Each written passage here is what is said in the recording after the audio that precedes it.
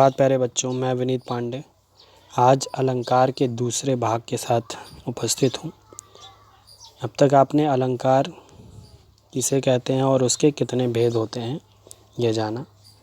आज एक एक करके भेदों के बारे में हम जानेंगे। तो सबसे पहले उसमें है शब्दा अलंकार। परिभाषा हमने पहले आपको स्पष्ट की है। शब्दालंकार वह अलंकार होता है जिसमें शब्द के कारण, जिस कविता में शब्द के कारण चमत्कार उत्पन्न हो, सौंदर्य उत्पन्न हो, शब्द के कारण कविता विशेष लगे, रोचक लगे, वहाँ पर शब्दालंकार होता है। यहाँ उसके भेद लिखे गए हैं: अनुप्रास, यमक और श्लेष। तो सबसे पहले हम अनुप्रास के बारे में पढ़ेंगे आज। क्या होता है ये? अनुप्रास अलंकार वह अलंकार होता है जिसमें दो या दो से कह रहे हैं वर्णों की आवृत्ति के कारण चमत्कार होता है।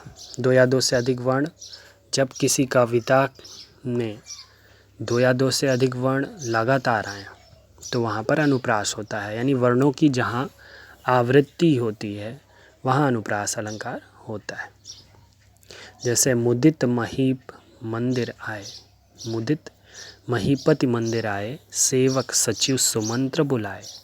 तो यहाँ पर मुदित में माँ, महीप में माँ, मंदिर का माँ, फिर सेवक सचिव सुमंत में स, तो माँ और स की बार बार आवृत्ति हुई है इन वर्णों की, इसलिए यहाँ पर अनुप्रास अलंकार है। अब इनके जो भेद हैं उन्हें जानें। तो सबसे पहले है छेकानुप्रास। छेकानुप्रास क्या है? ऐसा अलंकार जो किसी कविता में वर्णों की दो बार सक्रम आवृत्ति करता है, यानी जिस कविता में किसी वर्ण की या वर्णों की आवृत्ति दो बार सक्रम यानी लगातार क्रम के साथ होती है, वहाँ पर क्या होता है? छेकानुप्रास होता है। जैसे यहाँ उदाहरण दिया गया है, देख सकते हैं आप लोग। तुम तुंग हिमालय भ्रम भृंग और मैं चंचल गत सुरता सुर सरिता। तो सुर सरिता और तुम तुंग, तो तुम शब्द तू की दो बार आवृत्ति और सुर सरिता में स की दो बार आवृत्ति होने के कारण यहाँ छेकानुप्रास है और ये आवृत्ति सक्रम हुई है, लगातार हुई है। दूसरा है वृत्यानुप्रास। वृत्य नाम से स्पष्ट जहाँ आवृत्ति होती है, लेकिन वर्णों की जो आवृत्ति होती है वो दो बार नहीं, दो से अधिक बार सक्रम होती है, वहाँ पर वृत्या होता है। जैसे पीछे हमने उदाहरण दिया था आपको,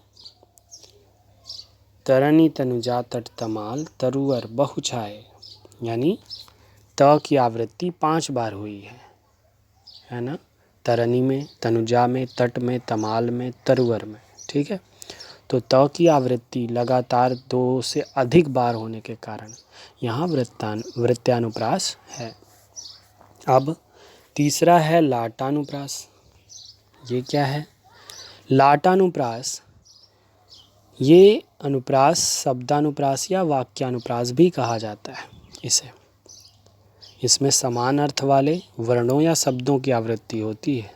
जैसे उदाहरण, पूत कपूत तो का धन संचय, पूत सपूत तो का धन संचय। देख रहे हैं आप?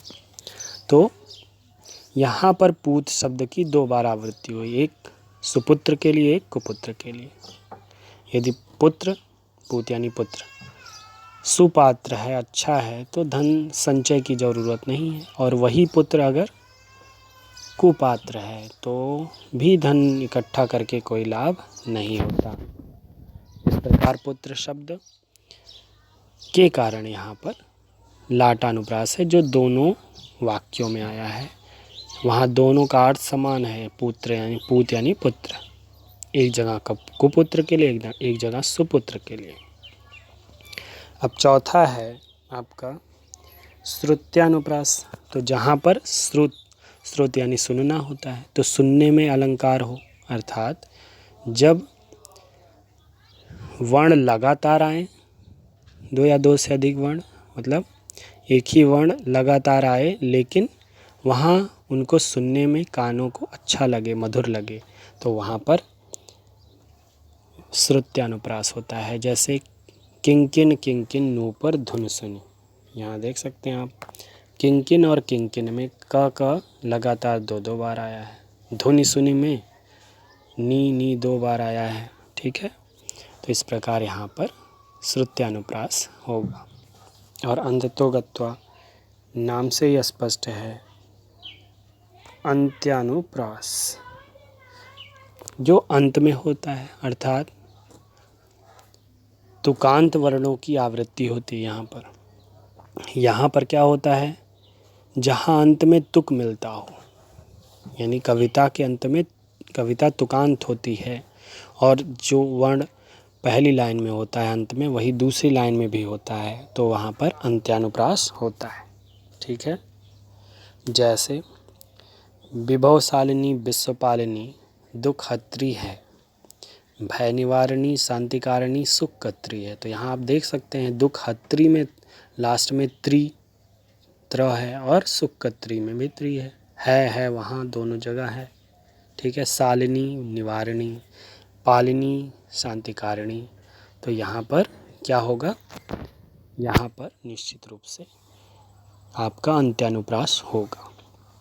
तो ऐसे बहुत सारे उदाहरण हैं अनुप्रास अलंकार के।